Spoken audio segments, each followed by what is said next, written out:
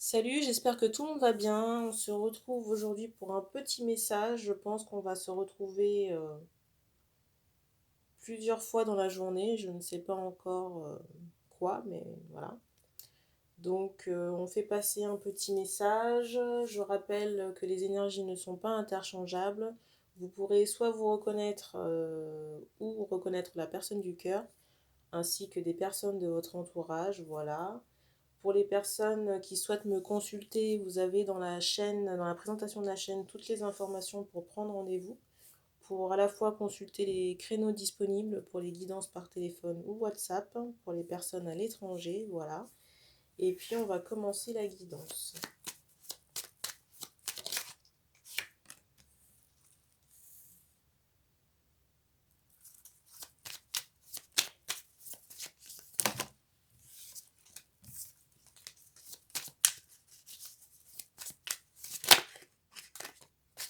Carte.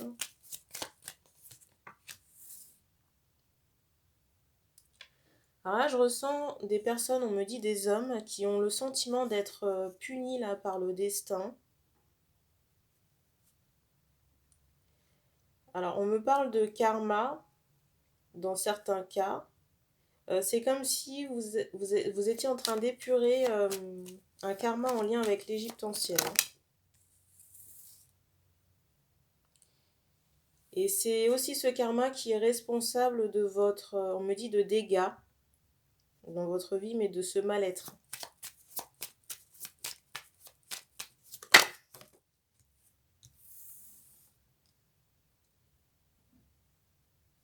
Je vois des personnes aussi qui n'ont pas été respectées en amour.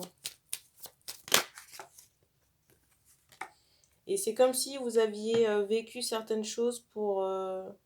Alors déjà, on me parle de compréhension par rapport à ces épreuves sentimentales.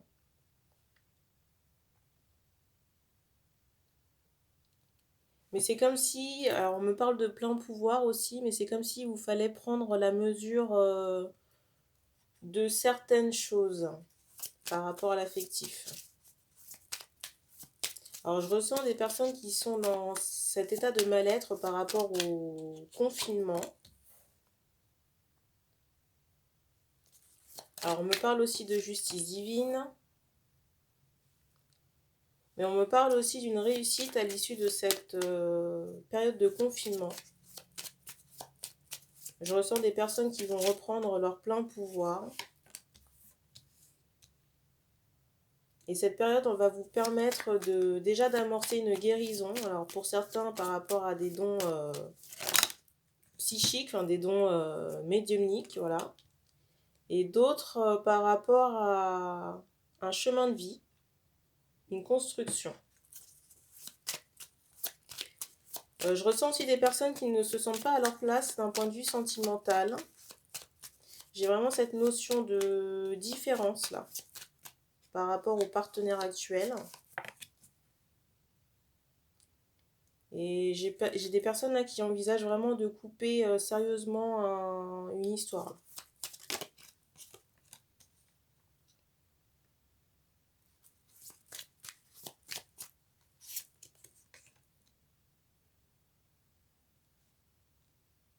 Alors il est possible que certains soient à distance, mais soient en conflit, hein.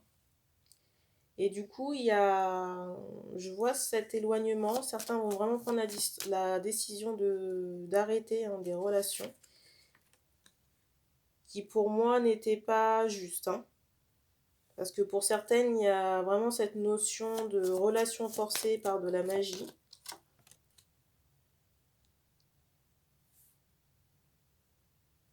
Et du coup, c'est comme s'il y avait un gros ménage à un niveau planétaire, hein. Déjà des prises de conscience par rapport à sa position dans la société, par rapport au sentimental aussi également, par rapport à sa place, sa réussite, tout ce qui est construction. Et aussi, certains vont vraiment prendre la décision d'arrêter des histoires, j'allais dire de non-sens, des histoires relationnelles mais vraiment passagères ou non naturelles.